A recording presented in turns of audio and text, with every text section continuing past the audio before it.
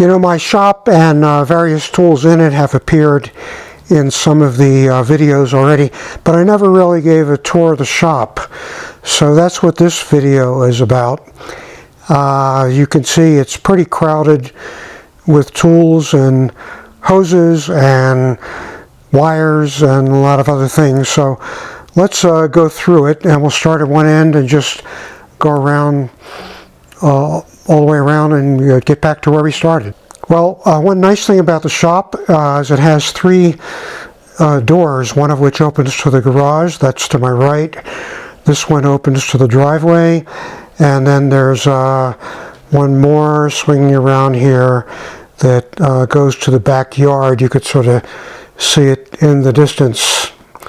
So some storage shelves here on the bottom. You can see many of my Ryobi cordless tools. I always buy Ryobi because they all use the same batteries. And then up above, of course, is the stereo system, the amplifier covered with plastic and some filter cloth. Then on the floor there is the air compressor. And then the workbench.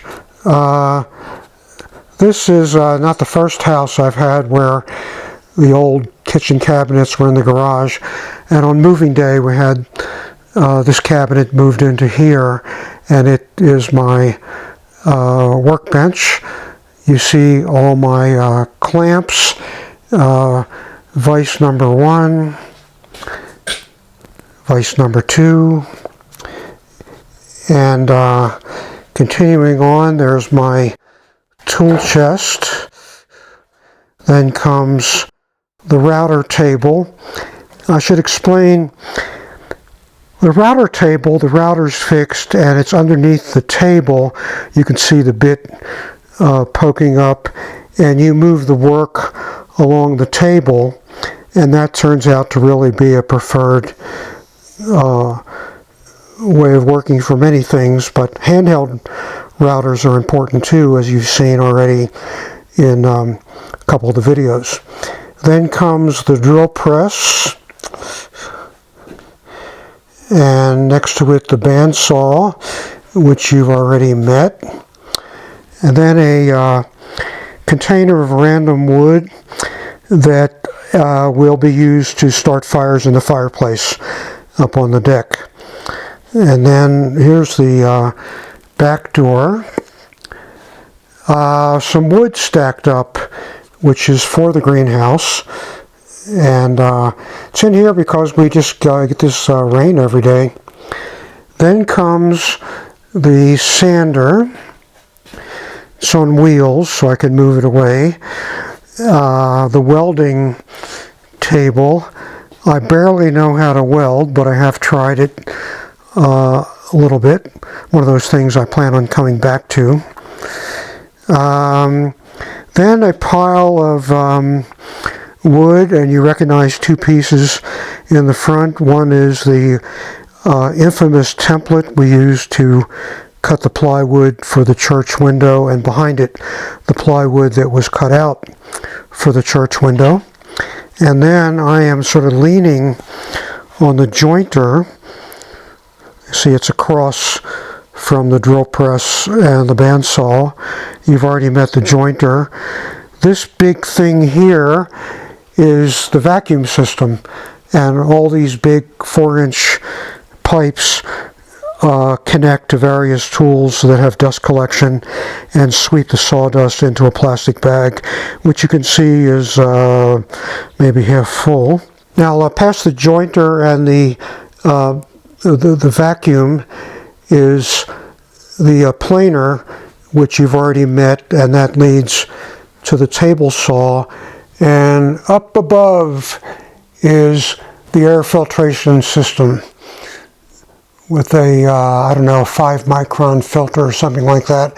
And I run that whenever there's anything really dusty going on in the shop.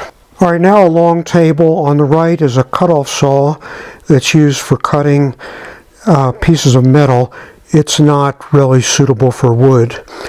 Next to it is the low-speed grinder that is really just used for sharpening tools for the lathe. And really for quite time I would say to people, I'd love to have a lathe, but there's just no room in the shop. It's impossible. But then I walked into my favorite woodworking tool shop, and they had this lathe on sale, so of course I bought it. And below it are two roll-out bins for scrap, small scrap. The big scrap is leaning against here, and there's more scrap in the garage and other scrap various places around the property. I am at the moment sitting on the miter saw, which you've seen, and I'm going to move around because there's another view of the miter saw that you got to see. So after putting the lathe in, for which there was no room, I then added the miter saw, for which there was even less room, and it is positioned so that really long stock can go right out the door, or more commonly, when I'm bringing long stock in from the car or the trailer, I can come right through the door, right onto the miter saw. The table saw is in the middle, giving it reasonable access to big sheets. So there you go, there's the shop. Incredible views out the windows. No pegboard above the workbench because instead there's a wall of windows. The miter saw gets moved to the job site, which is the location in the backyard for the greenhouse, and it'll be permanently there until the greenhouse is completed, or at least the framing is completed, and I'll just cover it with a tarp.